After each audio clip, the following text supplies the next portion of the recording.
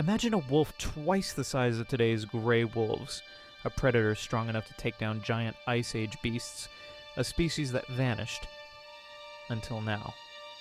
This is the story of the dire wolf, from its birth to its extinction and its controversial rebirth. The origin and life of the dire wolf begins from North America in the late Pleistocene. Their range stretched from Canada down to South America. Built with massive heads, powerful jaws, heavy musculature. The average weight for a dire wolf was around 68 kilograms, or equivalent around 150 pounds, though they could weigh up to 79 kilograms, which is equivalent around 175 pounds. They were apex predators, hunting megafauna like bison, ground sloths, and other large herbivores. They were pack hunters, fearsome, adapted to cold and ice age environments. For hundreds of thousands of years, they were at the top canid of their time. Yet, despite their name, dire wolves weren't just giant gray wolves. Genetic and fossil evidence suggests they diverged from other wolves millions of years ago. Their build, teeth, and ecology were distinct. They weren't today's wolves scaled up. They were a different branch of canid evolution. Around 12,500 years ago, the world changed.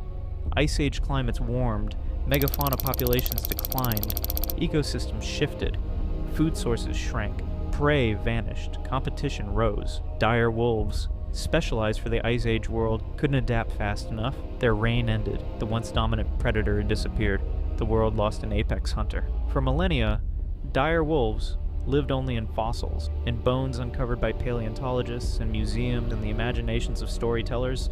They became legends, symbols of Ice Age ferocity, names whispered in pop culture, mysteries waiting to be solved. In 2025, a biotech firm claimed to have brought dire wolves back to life.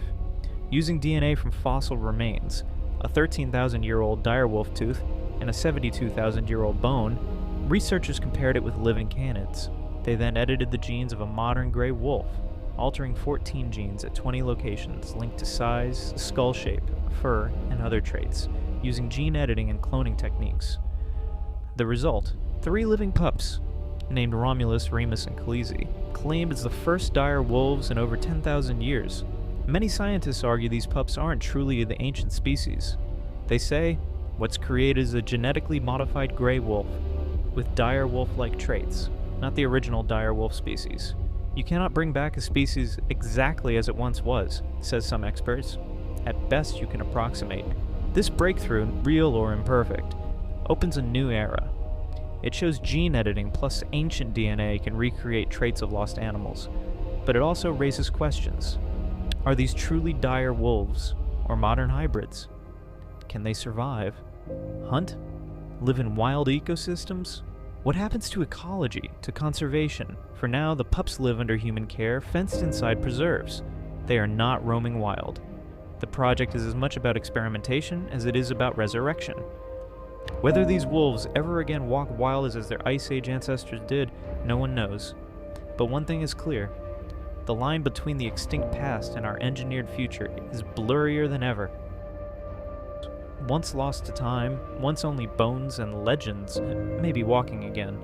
Not exactly as they were, not exactly as nature intended. But perhaps this is the closest we'll ever get to roaring with the Ice Age wild. What do you think? Should scientists try to bring back more lost beasts, or should some extinction stay final? Thanks for watching. Hope you learned something new. Bye for now.